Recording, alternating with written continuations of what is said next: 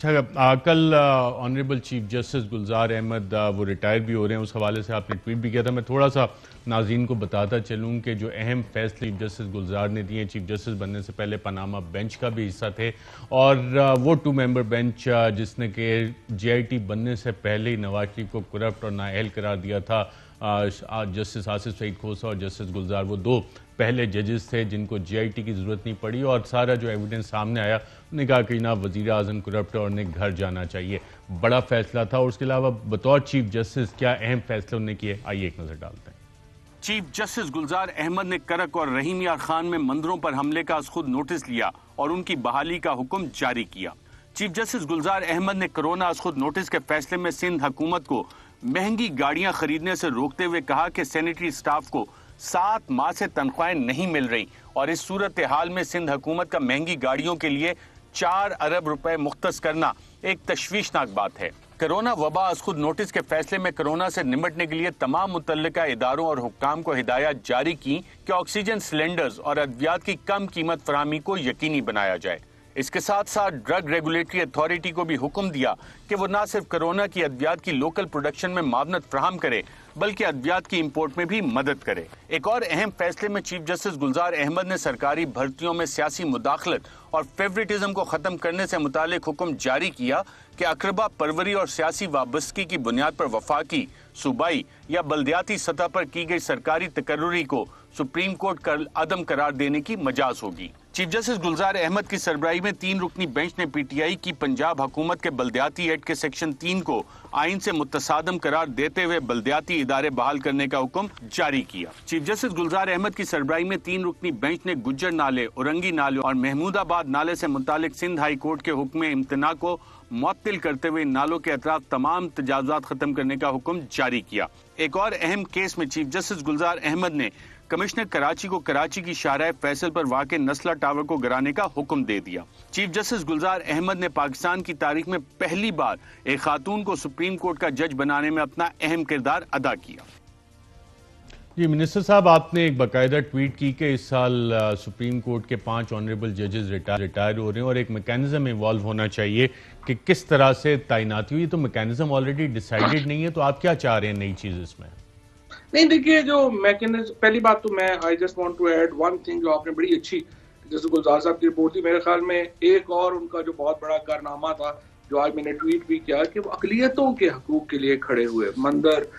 جو جہاں پہ زبردستی گرائے گئے انہوں نے اس کو تعمیر کروایا، اور یہی آپ ایکسپیکٹ کرتے ہیں اپنی جوڈیشری سے کہ وہ کسی کیونکہ پولیٹیشینز تو ہمارے زیادہ تر ووٹ کے لیے اتنا ووکل نہیں ہوتے ان ایشوز کے اوپر، بٹ یہ ججز ہی ہیں جن سے آپ یہ امید کرتے ہیں کہ وہ ان ایشوز کے اوپر سٹینڈ لیں گے اور جو ہے وہ ایک بڑے فیصلے کریں گے. تو جسٹس گلزار صاحب کو اس کے اوپر بھی کریڈٹ دینا چاہتے ہیں. دیکھیں، یہ دوسرا میں آپ کو بتاؤں کہ یہ ہم نے ایک رینکنگز کا جائزہ لیا ہے. دنیا کی 22 بڑی رینکنگز ہیں جو کہ ملکوں کو پلیس کرتی ہے پھر دنیا میں. اس میں ہماری جو رینکنگ ہے اس میں باقی بھی اداروں کے پرابلم ہیں، بٹ جوڈیشری کا بھی میجر پرابلم ہے. اور اس لیے میں یہ سمجھتا ہوں کہ جسٹس عمر رضا بندیال صاحب کے سامنے ایک بڑا چیلنج یہ ہوگا کہ ہم جو رینکنگ ورلڈ رینکنگ ہے اس میں جوڈیشری کا اس کو ہم اوپر جو ہے وہ کیسے لے کے جائیں. اور ایک امپورٹنٹ بات یہ ہے کہ سپریم کورٹ میں جو 5 نئے ججز کی تقرری ہونی ہے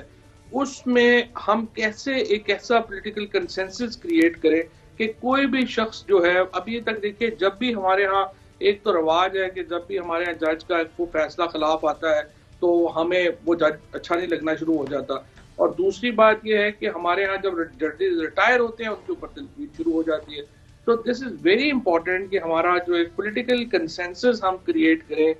پارلیمنٹ کے اندر کہ جو کمیشن بنے ججز کی اپوائنٹمنٹ کا وہ ایسا ہو کہ جس کے اوپر کوئی بھی انگلی نہ اٹھا سکے. اور ایک دفعہ جب جو جج لگے ہمیں پتا ہو، کیونکہ دیکھیں پرابلم کیا ہے کہ اگر سپریم کورٹ سے بڑا آربیٹر کوئی نہیں ہے آپ کی، اسپیشلی جب بٹرنیس بہت زیادہ ہو پولیٹیکل پارٹیز میں، تو ہمیں ایک ایسا ادارہ چاہیے جس کے اوپر کوئی جس کے اوپر اعتماد کی حالت یہ ہو کہ ہمیں بالکل کوئی اس کے اوپر تنقید نہ کرے. تو اس کے لیے میرا خیال یہی ہے کہ ہمیں جو کمیشن ہے، ایگزسٹنگ کمیشن جو ابھی اپوائنٹمنٹ کرتا ہے، اس کے اوپر بڑے سوالیہ نشان ہیں. لہٰذا ایک ایسا طریقہ کار ہمیں وضع کرنا چاہیے جس کے اوپر تمام پولیٹیکل پارٹیز کا کنسنسس ہو اور تمام ادارے اس پہ اندھا اعتماد کر سکیں۔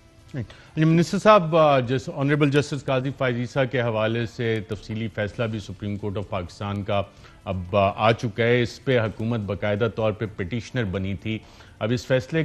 کو آپ کس طرح سے دیکھ رہے ہیں اور حکومت اس پہ کچھ اور کرنے کا ارادہ رکھتی ہے؟ کوئی اور آپشنز ہیں حکومت کے پاس؟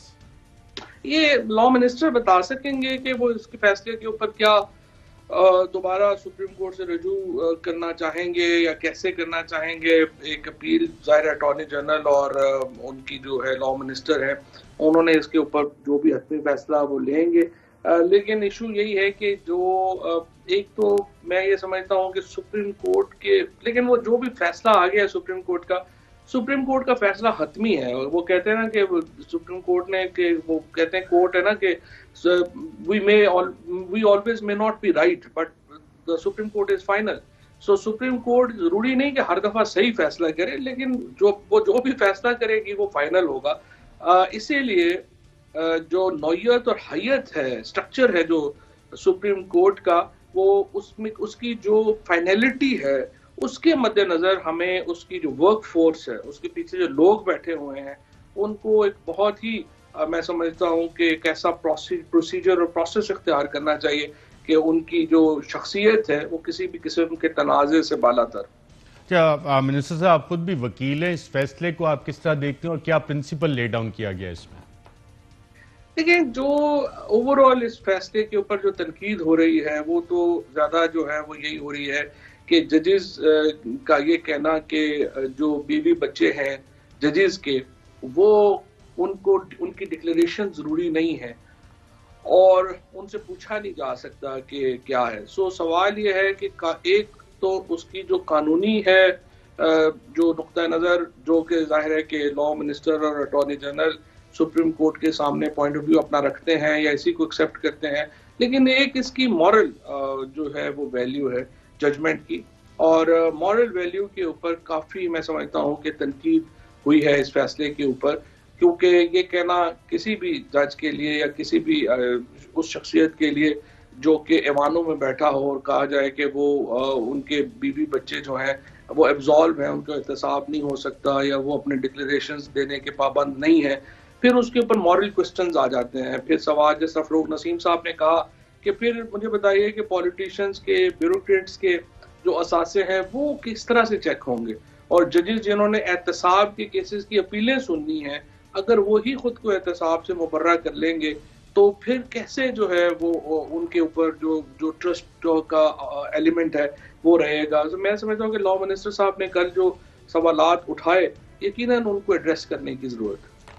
اہم ترین خبریں اب ایک کلک کی دوری پر، ہر لمحہ باخبر رہنے کے لیے سبسکرائب کریں ہمارا یوٹیوب چینل۔ اپنے موبائل فون سے ملکی اور بین الاقوامی اہم خبروں تک رسائی کے لیے ڈاؤن لوڈ کیجیے موبائل ایپ۔ باموثوق ذرائع سے مصدقہ خبروں، تجزیوں اور تبصروں سے مستفید ہونے کے لیے وزٹ کیجیے پاکستان کی سب سے بڑی news website ARY news. پہنچا رہا ہے خبریں سب سے پہلے آپ تک، تاکہ آپ رہیں ہر لمحہ باخبر۔